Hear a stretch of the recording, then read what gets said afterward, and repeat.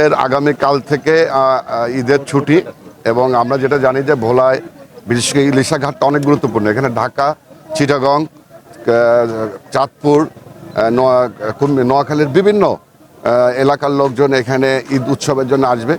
তো এইটার গুরুত্বটা অনেক বেশি। এই কারণে আমরা এবার ইলিশা ঘাটকে আমরা বিশেষ নিরাপত্তা ব্যবস্থা আমরা এখানে রেখেছি। এখানে পুলিশ, নৌবাহিনী, কোস্টগার্ড তারা যাতে সমন্বিতভাবে কাজ করে এবং এখানে যে বিআইডব্লিউটি আছে তাদেরকে যাতে আমরা সহায়তা করতে পারি। আর আমাদের এই নিরাপত্তাটা করা হয়েছে মূলত মানুষ আনন্দ উৎসব নিয়ে এখানে আসবে, তাদের কোনো ধরনের হয়রানি যাতে না হয় সেই ব্যাপারে আমরা এখানে করেছি।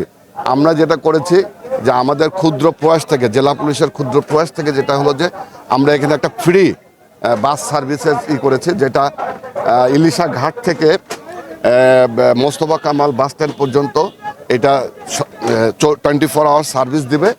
এর পাশাপাশি আমরা ঢাকা থেকে যে লঞ্চগুলো আসে যে ঘাটে, সেখানে আমরা একটা ফ্রি মেডিকেল এমার্জেন্সি একটা টিম করেছি। প্রাথমিক চিকিৎসা দিতে পারে, অনেক সময় অনেক মানুষ অসুস্থ হয়ে পড়ে, অনেকে ব্লাড প্রেশার থাকে, অনেক ধরনের প্রাথমিক কিছু সমস্যা তৈরি হয়। সেটার জন্য আমরা একটা প্রাথমিক মেডিকেল আমাদের একটা টিম থাকবে, আমরা ফ্রিলি সেই সার্ভিসটা দেব।